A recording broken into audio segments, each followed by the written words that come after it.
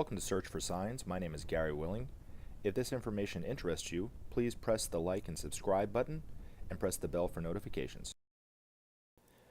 Today I wanted to talk more about Maitreya and the Masters, but I wanted to talk about it shedding the light on who and what the Masters are in a word: personification. We all personify things. We all, who have pets personify our pets. We make them little people when they're nothing more than just domesticated animals. They're not our real flesh and blood children, although we love them like that, which is nothing wrong with that. I did the same thing when I had a dog. I personified my dog. We personify the little squirrel running out in the tree, in the trees, or the chipmunks running in the field or something. They got cute personalities. We make them little people, right? And there's nothing really wrong with that. But we also personify God. We all make God out or believe God to be a person. A person with, sitting on a throne with a white beard, an old man looking thing, right? We personify Jesus's words when he says, "I am the way." We all think that means that he's talking about himself personally, when Jesus wasn't talking about himself personally. He was talking about the God within all of our hearts, and being aware of that divinity within all of us is the way forward. But we all do it. Now, I believe in God. I don't believe in a personified God, but I believe in God. But I don't believe in a God that's, sitting on the throne in heaven with Jesus as sitting at his right hand, any more than I believe in Zeus or Apollo or the Norse gods or the gods of Native America, because those mythological gods were nothing more than personifications of nature. You see what I'm saying? But yet we all want to personify that which is not a person. The same thing with the Antichrist. I put up a video about would the real Antichrist please step forward? People personify the Antichrist. And it's always somebody that doesn't believe in what they believe or is different than them, right? The people who think Obama was the Antichrist or is the Antichrist, I'd be willing to bet you they're white because he's black, and they're a Republican because he was a Democrat. The people who believe that Trump is the Antichrist, I bet you that they are more Democrat leaning than Republican. If you think Maitreya is Antichrist, or the person on the YouTube saying that Maitreya is Antichrist, I'd be willing to bet you that they're Christian, fundamentalist Christian. You don't see a lot of fundamentalist Buddhists talking about Maitreya being the Antichrist. Now, whether they hear this information or not, whether they probably won't believe that he's the real Maitreya Buddha, but they're not going to make great strides against that, saying that he's the anti-Buddha or whatever. You see my point? And then when we're not too busy personifying things, guess what? We're claiming ownership of stuff. That's mine. This is yours. That's my TV. That's your TV. That, the garbage TV, or your TV is better than mine, or whatever, right? And, I do it too. That's my coffee in my coffee cup. And if you touch my coffee, you're not going to have some words, right? We personify everything. We claim ownership of everything. We claim ownership of beliefs. And, I'm going off on a little tangent here, but I live in the southeastern part of the United States, which is big into football. We all claim ownership of our own teams, our own football teams, our colleges. I didn't go to Alabama. Alabama's better than this college, or whatever, or the University of Georgia is better than Georgia Tech. No, they're just both colleges. You can get a great education at the University of Georgia as much as you can at Georgia Tech. You see what I'm saying? But we all claim ownership of stuff. We all personify things, and that's my point.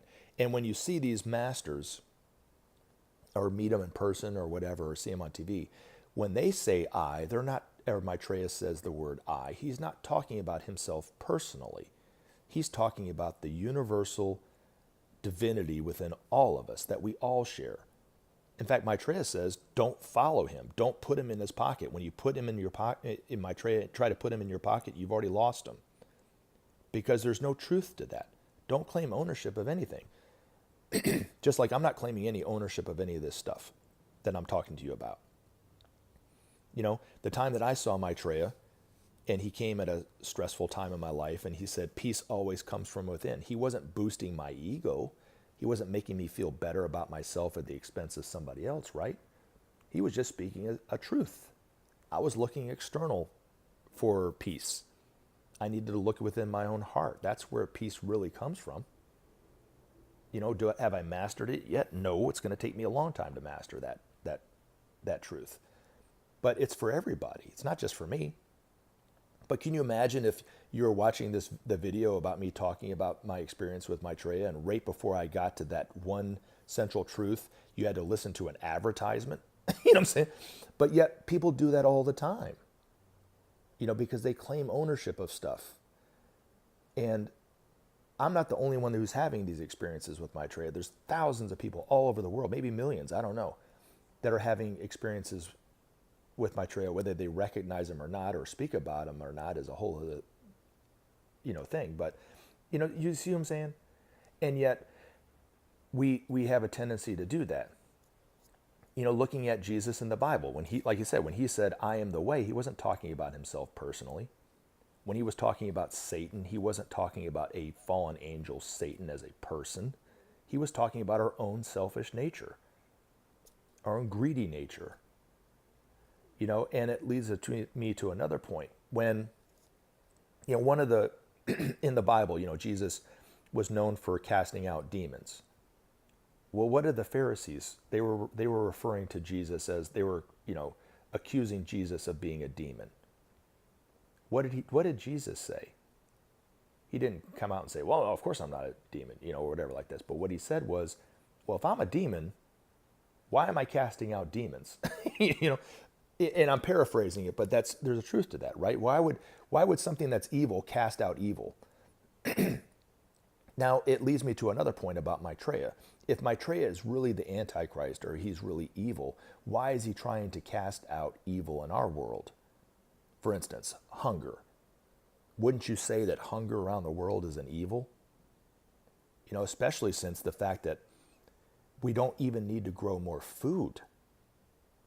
We don't have to invent a plane. We don't have to invent boats or trains to get the food over there. It's already there. It's already in place. We don't have to grow more food. There's already an excess of food right now. The evil is we aren't doing anything to ship it over there. We're just letting the food rot, and that's the evil. So if Maitreya was truly evil, why is he trying to cast out that kind of evil? You see what I'm saying? And so that's where, if we personified it, that's how you think that Maitreya is the Antichrist, or Obama is the Antichrist, or Trump is the Antichrist, or whoever is the Antichrist.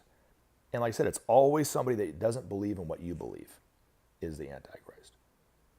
And I want to leave you with one other thought about personification in the Bible, for instance, is in Revelations, there's a lot of the beasts in Revelations, right?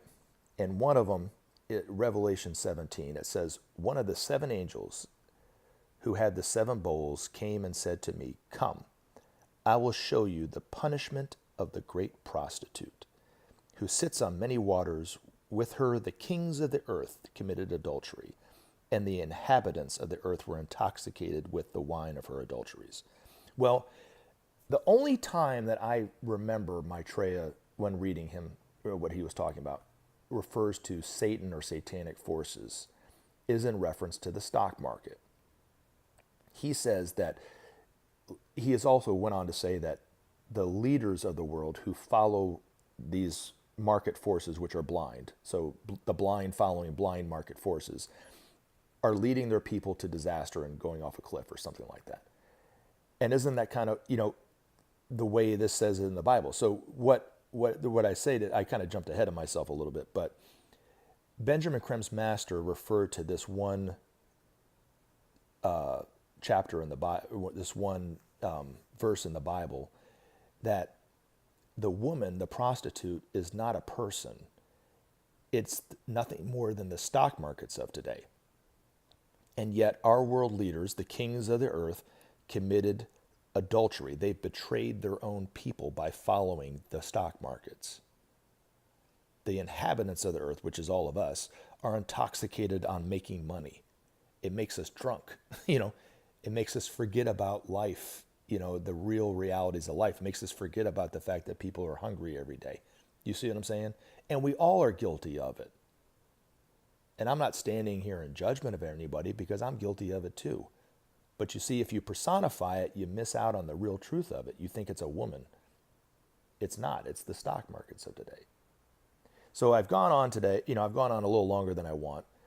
But, and as always, take action. Help SOP save our planet. Thanks for listening, and we look forward to talking to you again in future videos. Have a great day.